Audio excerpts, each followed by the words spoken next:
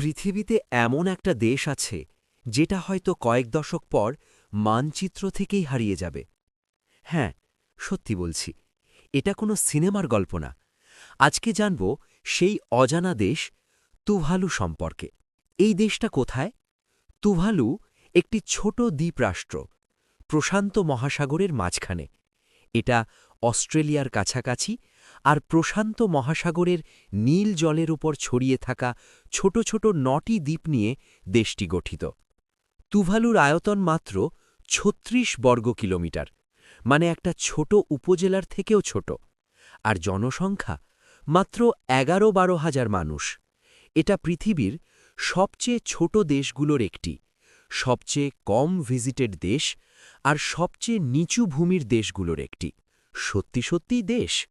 হ্যাঁ, তুভালু একটি পূর্ণাঙ্গ স্বাধীন রাষ্ট্র, জাতিসংঘের সদস্য, নিজেদের পতাকা, মুদ্রা এবং সরকার রয়েছে। রাজধানীর নাম ফুনাফুটি। খুব ছোট রানওয়ে আছে, যেখানে সপ্তাহে মাত্র কয়েকটা প্লেন নামে। এখানকার জীবন কেমন? তুভালুর মানুষ খুব সাধারণভাবে জীবনযাপন করে।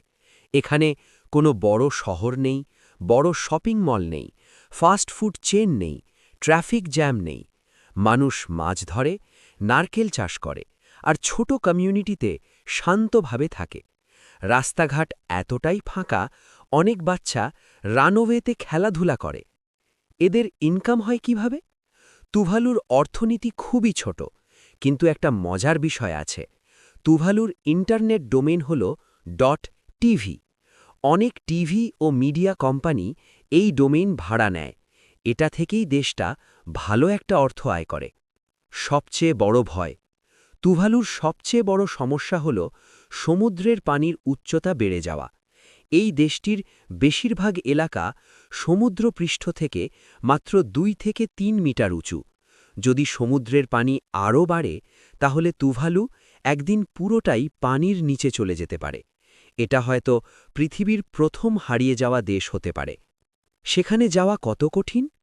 তুভালুতে পর্যটক খুবই কম যায়, কারণ সরাসরি ফ্লাইট নেই, হোটেল খুব কম, খরচও বেশ বেশি।